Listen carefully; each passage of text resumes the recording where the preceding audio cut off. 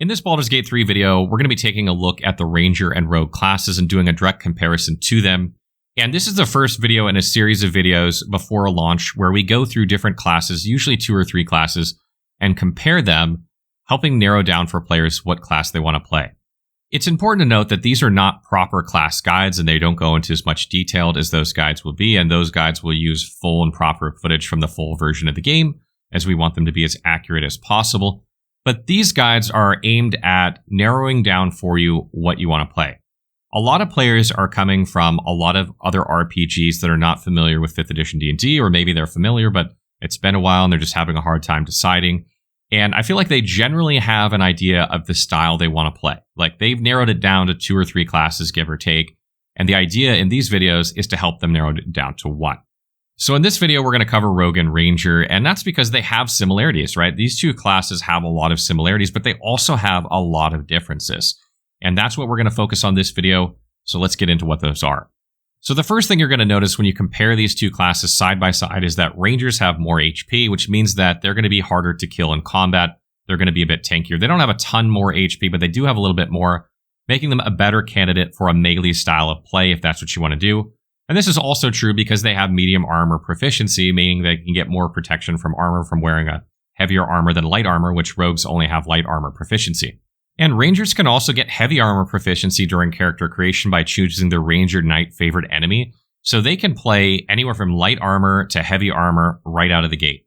Rogues, on the other hand, only have light armor proficiency, which I mentioned, which is very, very good for dex builds, and that means that they're primarily going to use finesse and ranged weapons, whereas Ranger has more of an option to play a strength-based character because they can wear medium and heavy armor, where dexterity plays less of a role. And another point to make here is that Rangers have both simple and martial weapon proficiencies, allowing them to use just about any weapon in the game with proficiency, whereas Rogues only have simple weapon proficiency and a handful of martial weapon proficiency. So they have to be more selective about the weapons that they use, whereas Rangers have a lot more freedom. And the next thing you're going to notice is skill proficiencies. Rangers have 3 skill proficiencies that are a little bit different than Rogues, and Rogues have 4.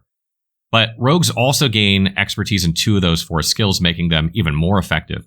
So if you're talking a bit about, what your character is going to do outside of combat and how they're going to perform, Rogues are going to outperform Rangers in terms of the things they can do effectively outside of combat. So if you're trying to play a playthrough where you avoid combat, or maybe you just really want to nail all your skill checks outside of combat, Rogue is a better choice than Ranger in that sense. And the last thing you're going to notice during character creation is that Rogues have something called Sneak Attack, which is a way for them to deal bonus damage against a target that they have advantage against. And typically the way they have advantage against targets is by being out of sight. This is probably the most common way you're going to gain it. It's not the only way. But this means that Rogues can deal substantial damage, but they are going to try and do it in a very non-confrontational way, whereas Rangers are kind of more straight-up combat type characters. Rogues might, try and get around a corner and then peek a little bit and snipe you for sneak damage, whereas a Ranger might just stand there and attack you. So if you just go from character creation alone, you can see already that Rangers have a lot more options in terms of what they can do from equipment standpoint, and Rogues have a lot less options, but they have a lot more effectiveness outside of combat. So moving along, we'll jump into Ranger a bit more and the things they get when they level up. At level 2, Rangers are going to gain spellcasting, and this is going to allow them to cast a few spells, not very many of them, and very specific spells. And their spell casting is going to be handled via the Wisdom ability or the Wisdom attribute. So Rangers are going to have a bit of a focus on Wisdom, whereas Rogues don't have this. So, when you're talking about making a Ranger, whether it's a Strength or Dexterity-based Ranger, Wisdom is probably going to be factored in there somewhere. And Rangers at level 2 are going to gain a fighting style, and this allows them to kind of narrow down the style of combat that they want to focus in, whether that's dual wielding or single weapon, or whether they have archery. So if you want to be an archer, a dual wielder, or you want to play a sword and board or just a single weapon, you're going to select a fighting style here that's further going to determine how your Ranger plays in combat. And then at level 5, Rangers are going to gain an extra attack, and this is going to make it so they can attack twice every round, which is a huge improvement in their damage. That's almost doubling their damage effectively. And this is something that Rogues don't get. Rogues will never gain an extra attack. So if you're talking about how one performs in combat versus the other, Ranger has a bit of an edge here. Even though Rogue has sneak attack and they might hit very, very hard against a single target, Rangers can hit a single target twice or hit 2 different targets, maybe kill 2 different enemies in the same combat. So they have a little bit more flexibility, and there isn't some weird requirement like having to have advantage to gain that extra damage that rogues need to do. So rogues got to be a little bit more crafty about how they get their damage, whereas rangers, it's just a bit simpler to do. So moving on a bit to the archetypes that ranger has, or the subclasses. The first one is the hunter archetype. And essentially what the hunter is it's just a straight up improvement to combat capabilities of the ranger. It's going to grant you both offensive and defensive situational bonuses that help you in combat. And if you're a ranger that really likes to focus on combat in general, and like that's the fun of the game for you, and that's really what you wanted to play a ranger for, this is probably going to be the subclass that you choose. You might still choose Gloomstalker instead, but this is definitely one of the two that you'll select. And then we come to Beastmaster, and Beastmaster lets you summon an animal companion that has its own actions and bonus actions, that has its own armor class and HP, and these things improve over time. And this animal, can be used outside of combat or inside of combat, so there's some interesting interactions you might have in the game with your animal companion outside of combat. But it gives you an extra body on the battlefield as well that can tank, that can absorb damage, that can do attacks. So this is really, really good to have if you are, you need an extra body on the battlefield. It's definitely not a bad one to select. And then lastly, we come to Gloomstalker, which is the new subclass that's not currently in early access, that will be in the full version of the game. And what's great about this class is their class feature called Dread Ambusher, which grants them an extra attack during their first turn of combat, just during their first turn of a combat, as long as they use the attack action. And on top of that, if they hit with this attack, it deals increased damage. So this is huge because at level 5, you have your attack and your extra attack in combat. That's what you get. But if you are a Gloomstalker, you're going to get to attack and for extra damage if you hit, then do your first attack and then do your second attack. So on your first turn of combat as a Gloomstalker at level 5 onward, you'll actually have 3 attacks, which is incredible. Additionally, they'll gain a class feature called Umbral Sight, which makes it so that they have dark vision, allowing them to see in dark places and hit enemies more effectively in combat in dark areas like the Underdark or the Shadowlands, which is very, very important for this game. And also it makes it so that enemies that have dark vision can't see them when they're in darkness. So this is really, really good for avoiding enemies that have dark vision, particularly, again, enemies that are in these darker areas of the game, and can allow you to get into a position where you can attack and not be attacked. So now taking a look at Rogue, at level 2, Rogues gain Cunning Action Dash and Cunning Action Disengage, which allows them to use these actions as bonus actions instead, so they can still attack and do these things in a given turn. That means their movement speed is huge, because they can dash and attack in the same turn, or they can disengage from an enemy, move, and then attack if an enemy is right on top of them, and that's really, really useful. And then at level 5, they're going to gain Uncanny Dodge, which is a class feature that makes it so when an enemy strikes them in combat, if they use their reaction, they can half the damage that they take, and this can absolutely save their life in a lot of cases, or drastically reduce the damage that they take.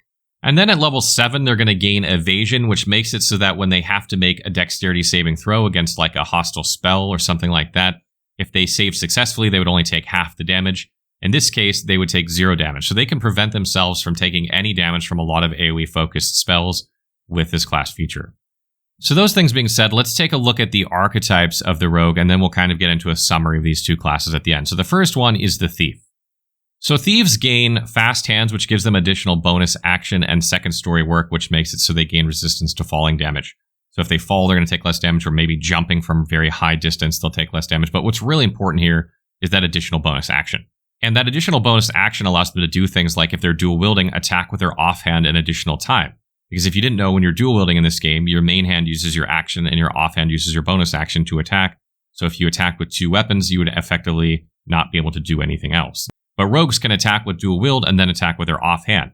Why this is important is because if you took 3 levels of rogue, for instance, and you took another class, like let's say Ranger, you took 5 levels of Ranger and you got that extra attack at level 5, then you could dual wield attack main and offhand, and then dual wield attack main and offhand again in the same turn. And there's other applications of this. For instance, monks have unarmed attack when they strike with a monk weapon. They get that as a bonus action, so you could possibly do this twice in combat. Or, you could use like Healing Word on a cleric as a bonus action to heal multiple times in combat, since Healing Word is a bonus action. So there are a lot of ways that the Thief can be multi-class with other classes to take advantage of their bonus actions as well. And then level 9 Thieves are going to get the ability to, on their stealth checks, like if they're in combat or outside of combat when someone's trying to detect them, they're going to gain advantage if they've moved half or less of their movement points. This means they're going to be extremely hard to detect, allowing them to get sneak attacks more easily and to, sneak by enemies like outside of combat and that sort of thing.